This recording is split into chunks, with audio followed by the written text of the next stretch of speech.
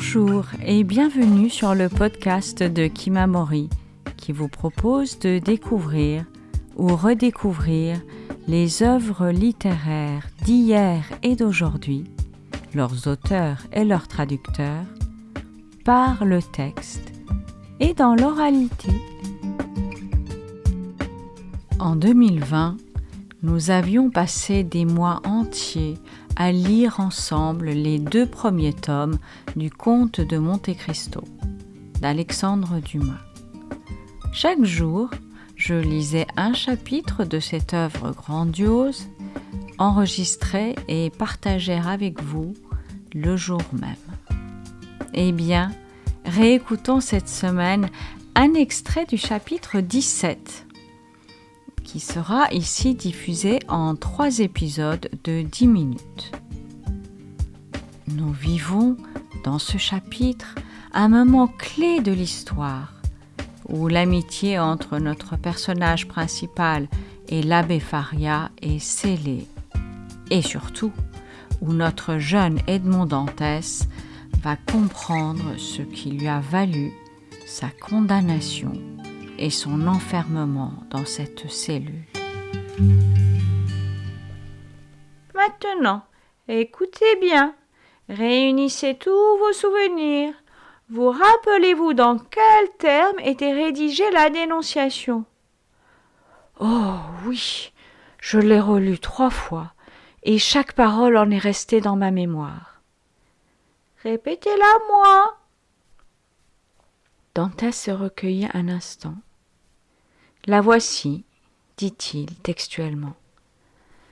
Monsieur le procureur du roi est prévenu par un ami du trône et de la religion que le nommé Edmond Dantès, second du navire le Pharaon, arrivé ce matin de Smyrne après avoir touché à Naples et à Portoferraio, a été chargé par Murat d'un paquet pour l'usurpateur, et par l'usurpateur d'une lettre pour le comité bonapartiste de Paris.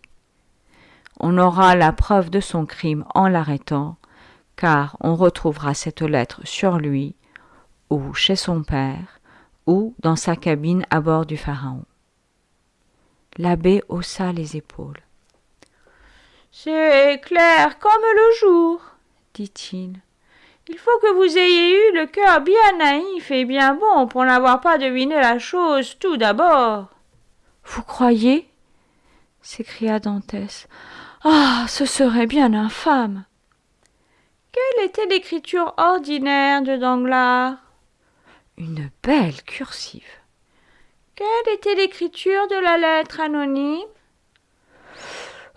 Une écriture renversée. L'abbé sourit. Contrefaite, n'est-ce pas? Bien hardie pour être contrefaite. Attendez, dit-il. Il prit sa plume, ou plutôt ce qu'il appelait ainsi, la trempa dans l'encre et écrivit de la main gauche, sur un linge préparé à cet effet, les 2 ou 3 premières lignes de la dénonciation. Dantès recula et regarda presque avec terreur l'abbé. « Oh, c'est étonnant !» s'écria-t-il, « comme cette écriture ressemblait à celle-ci. » C'est que la dénonciation avait été écrite de la main gauche. J'ai observé une chose, continua l'abbé. Laquelle? C'est que toutes les écritures tracées de la main droite sont variées. C'est que toutes les écritures tracées de la main gauche se ressemblent. Vous avez donc tout vu, tout observé. Continuons. Ah, oui, oui. Passons à la seconde question. J'écoute. Quelqu'un avait-il intérêt à ce que vous n'épousassiez pas Mercédès? Oui, un jeune homme qui l'aimait. Son nom? Fernand. C'est un nom espagnol? Il était catalan. Croyez-vous que celui-ci était capable d'écrire la lettre? Non, celui-ci m'eût donné un coup de couteau, voilà tout. Oui, c'est dans la nature espagnole, un assassinat, oui, une lâcheté, non? D'ailleurs, continua Dantès, il ignorait tous les détails consignés dans la dénonciation. Vous ne les aviez donnés à personne, pas même à votre maîtresse. Pas même à ma fiancée. C'est Danglars. Oh, maintenant j'en suis sûre. Attendez, Danglars connaissait-il Fernand? Non. Si, je me rappelle. Quoi? La surveille de mon mariage, je les ai vus attablés ensemble sous la tonnelle du père Pamphile. Danglars était amical et railleur, Fernand était pâle et troublé. Ils étaient seuls? Non, ils avaient avec eux un troisième compagnon, bien connu de moi, qui sans doute leur avait fait faire connaissance, un tailleur nommé Caderousse. Mais celui-ci était déjà ivre. Attendez, comment ne me suis-je pas rappelé cela?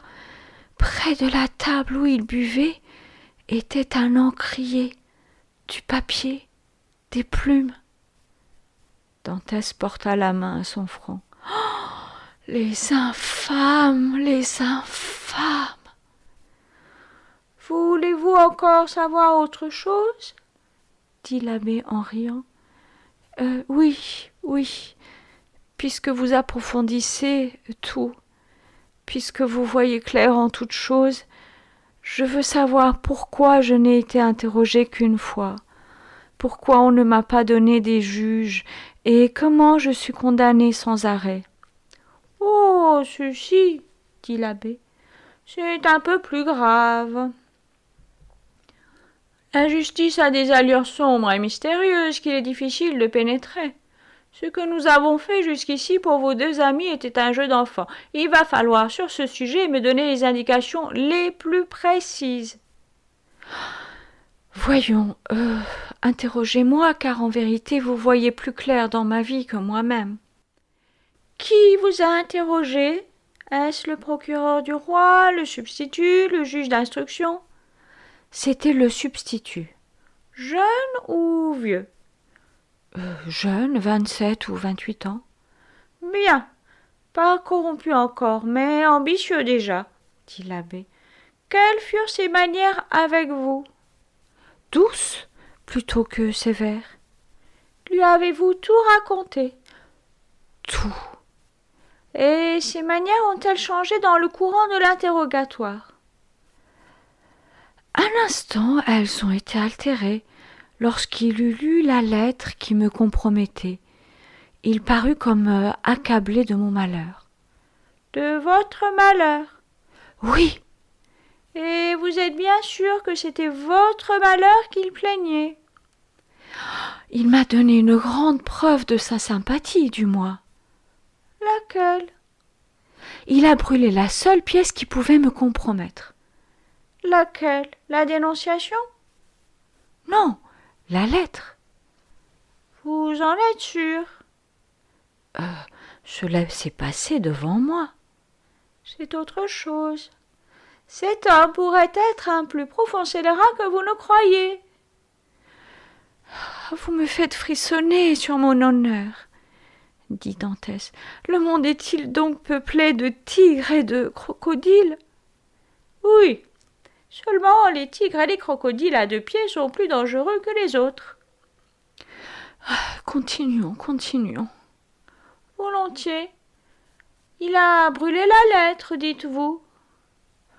Oui, en me disant « Vous voyez, il n'existe que cette preuve contre vous et je l'anéantis. » Cette conduite est trop sublime pour être naturelle. Vous croyez? J'en suis sûre. À qui cette lettre était-elle adressée? À Monsieur Noirtier, rue Coqueyron, numéro 13, à Paris. Pouvez-vous présumer que votre substitut eut quelque intérêt à ce que cette lettre disparût? Peut-être, car il m'a fait promettre 2 ou 3 fois, dans mon intérêt, disait-il, de ne parler à personne de cette lettre. Et il m'a fait jurer de ne pas prononcer le nom qui était inscrit sur l'adresse. Noirtier ? Répéta l'abbé. Noirtier. J'ai connu un Noirtier à la cour de l'ancienne reine d'Étrurie, un Noirtier qui avait été girondin sous la Révolution. Comment s'appelait votre substitut à vous ? De Villefort. L'abbé éclata de rire. Dantès le regarda avec stupéfaction. « Qu'avez-vous » dit-il. « Voyez-vous ce rayon du jour » demanda l'abbé. « Oui. » « Eh bien, tout est plus clair pour moi maintenant que ce rayon transparent et lumineux. Pauvre enfant, pauvre jeune homme. Eh, ce magistrat a été bon pour vous. » « Oui. » « Ce digne substitut a brûlé, anéanti la lettre. » « Oui. » « Cet honnête pourvoyeur du bureau vous a fait jurer de ne jamais prononcer de nom de Noirtier. » « Oui. » « Ce Noirtier, pauvre aveugle que vous êtes, savez-vous ce que c'était que ce Noirtier ? Ce Noirtier, c'était son père. » La foudre tombait aux pieds de Dantès et lui creusant un abîme au fond duquel s'ouvrait l'enfer, lui eût produit un effet moins prompt, moins électrique, moins écrasant que ces paroles inattendues. Il se leva, saisissant sa tête à deux mains, comme pour l'empêcher d'éclater. « Son père ! Son père !» s'écria-t-il. « Oui, son père, qui s'appelle Noirtier de Villefort, » reprit l'abbé. Alors, une lumière fulgurante traversa le cerveau du prisonnier. Tout ce qui lui était demeuré obscur fut à l'instant même éclairé d'un jour éclatant. Ces tergiversations de Villefort pendant l'interrogatoire, cette lettre détruite, ce serment exigé, cette voix presque suppliante du magistrat qui, au lieu de menacer, semblait implorer, tout lui revint à la mémoire. Il jeta un cri, chancela un instant comme un homme ivre, puis, s'élançant par l'ouverture qui conduisait de la cellule de l'abbé à la sienne. « Ah » dit-il, « il faut que je sois seul pour penser à tout cela. »